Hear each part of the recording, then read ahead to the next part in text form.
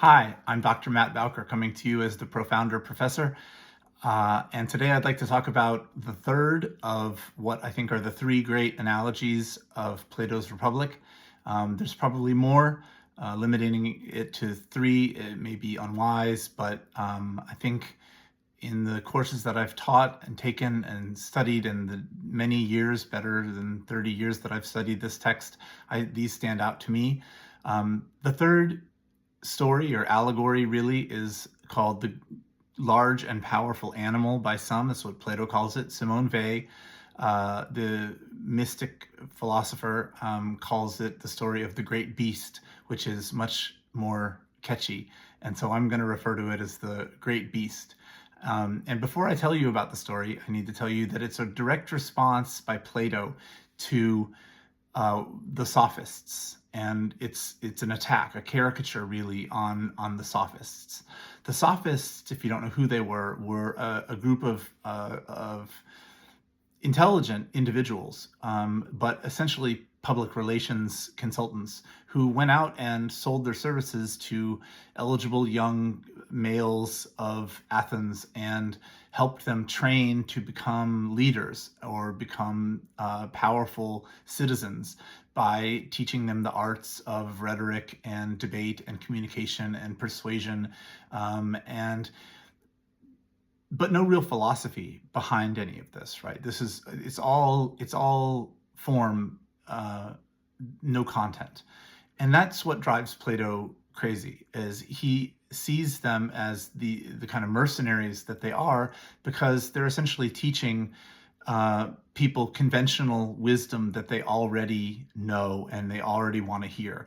And they're just teaching these young men how to repeat it back to the society or the mass or the collection of people at the demos so that they can hear it resound in their ears and they can become overjoyed with the sense of unity between their perhaps unenlightened perspective and the perspective of the person who's speaking. So it's an attack on the sophists on one hand. What Simone Weil also remarks, and she's quite right, and it's also part of the truth, is that the great beast that we'll talk about in a second is society. It's the mass. It's society and its most kind of vulgar aspect. The third little piece is that it's not just the sophists he's attacking, and he's not just talking about society, but he's also talking about Plato. He's also talking about our appetitive natures, the way that we all carry with us a beast within, possibly a great beast, and that if we're not properly aligned according to his hierarchy of reason, spirit, and appetite, we allow basically everything from the neck down to control us.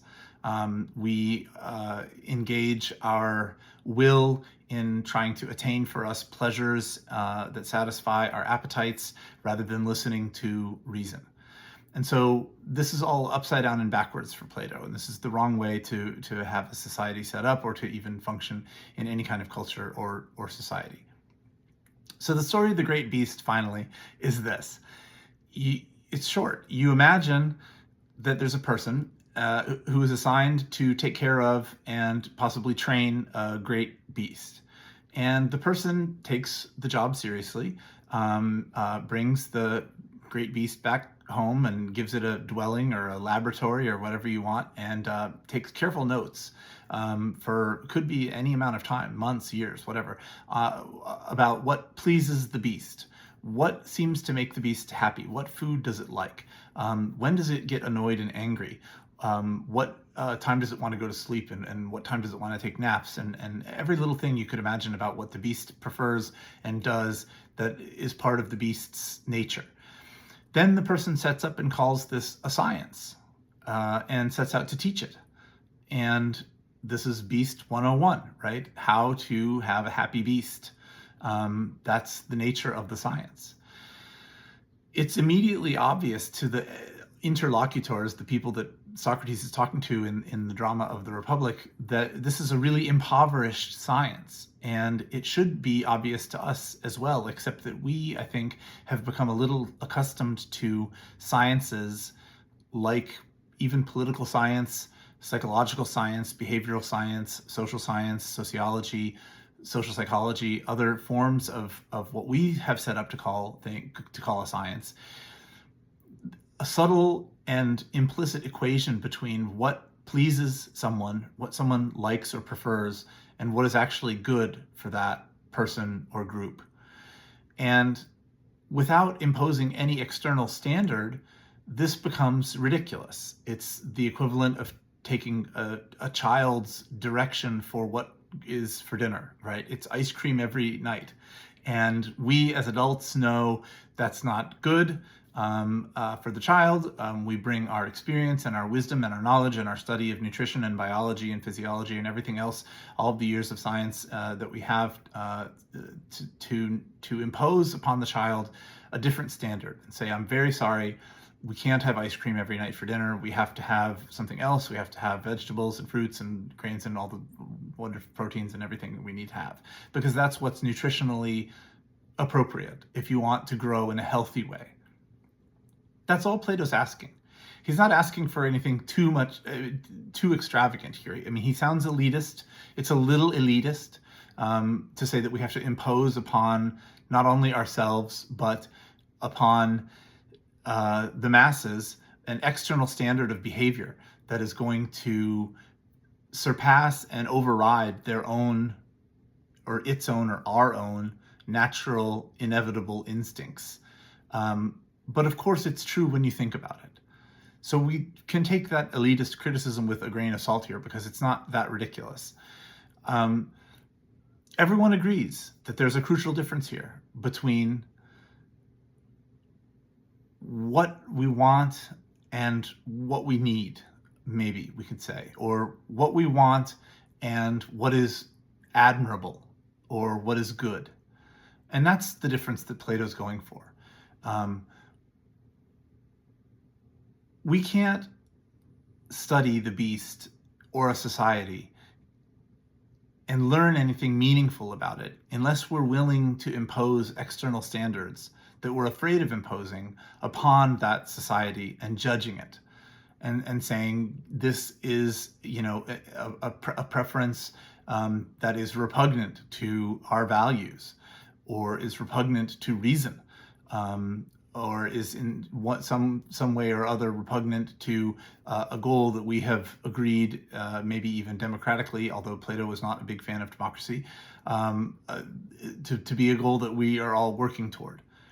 And so the moral of the Great Beast story is essentially that we have set up for ourselves in so many ways a system of studying society, of knowing society, and then of commanding society through persuasion, through the people who come up and motivate others, through advertisements, through political speeches, through really so many modes of communication, a system that just feeds the appetite. It just feeds the beast within us, and it doesn't heed reason.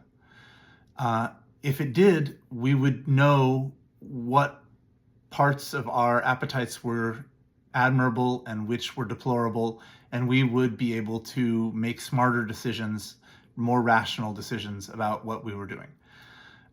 That's essentially the moral of the Great Beast story, which again is our own appetite and the appetite of everyone in society.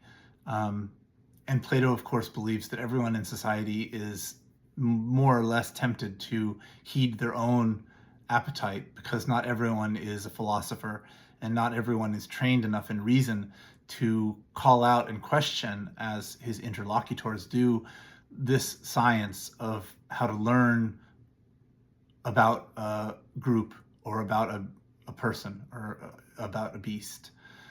So that's the lesson. I think it's an important one. It's surprisingly simple. It's also complex when you think about it. I think that it's one of the most powerful images, at least if we can remember that we have a beast within, that we ourselves, if we're engaged in thinking about our own actions and reasoning about our own actions, we're constantly engaged not only in observing our own appetites, but also in critiquing them and judging them to be right or wrong or admirable or excellent or deplorable and despicable, and we don't want to do have anything to do with that anymore. And this is not something that we need to be afraid of doing, says Plato. That's the lesson really of the great beast. Thank you very much. Hit like or follow or share or subscribe or all the buttons, depending on what you're watching this on. If you want to see more content about philosophy and psychology, I'll usually post these at a more staggered rate, maybe one a week, but I have been a little inspired by Plato lately, and these things are coming to mind. So we're starting off a little bit rapid fire. But thanks for listening, and